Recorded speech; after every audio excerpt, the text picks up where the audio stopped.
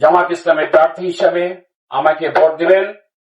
Vote দিয়ে আমাকে নির্বাচিত করলে আমি এলাকায় বলে দিয়েছি, কয়রার মতন জায়গায় মানুষের স্বাস্থ্যের সুব্যবস্থা না পেয়ে চলে যায় খুলনায়, কি বলেন ঠিক না?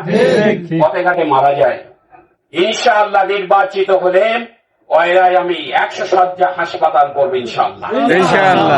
আমাদের প্রত্যেক বছর বেড়িভাত ভেঙে যায়, টাকা বরাদ্দ হয়, টাকা সূর্যের মুখ দেখে না, মানুষ ভোগান্তির পর ভোগান্তি হচ্ছে। ইনশাআল্লাহ নির্বাচিত হলে আমরা ইনশাআল্লাহ টেকসই বেড়িভাত নির্মাণ করব। আমাদের স্বপ্ন আছে খুলনা থেকে কয়রা পর্যন্ত একটা রেল লাইন হোক, কি বলেন ঠিক না?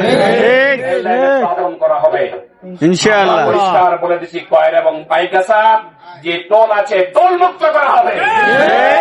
আমি ইতিমধ্যে যোগাযোগ করেছি, সময় নিয়েছে, সময় যদি অতিবাহিত হয় তাহলে এখানে আর টোল থাকবে না আশা করি। ঠিক আছে? যত রাস্তাঘাট অবহেলা অবস্থা আছে, মানুষ দুর্ভোগ পাচ্ছে, সেই রাস্তাঘাট গুলো মেরামত করা হবে ইনশাআল্লাহ। শুরু করে কয়রা পর্যন্ত বড় রাস্তা আনাখন্দ হয়ে গেছে। আমি একাধিকবার ঢাকায় কথা বলেছি, খুলনায় কথা বলেছি, স্থায়ীভাবে কথা বলেছি, তারা অনেক গড়িমসি করছে। অনেক বলার পরে 15 লক্ষ টাকা বাজেট হচ্ছে, কিন্তু রাস্তাঘাট এখনো শুরু হয়নি। জামাত ইসলামী আমার পক্ষ থেকে আমি 0 পয়েন্টের একটা খানাখন্দ ছিল, সেখানে ইট দিয়ে আমরা সংস্কার করেছি। একক সংগঠনের পক্ষ থেকে এত টাকা খরচ করে রাস্তা মেরামত করার মতন অবস্থা আমাদের নাই, কি বলে ঠিক না?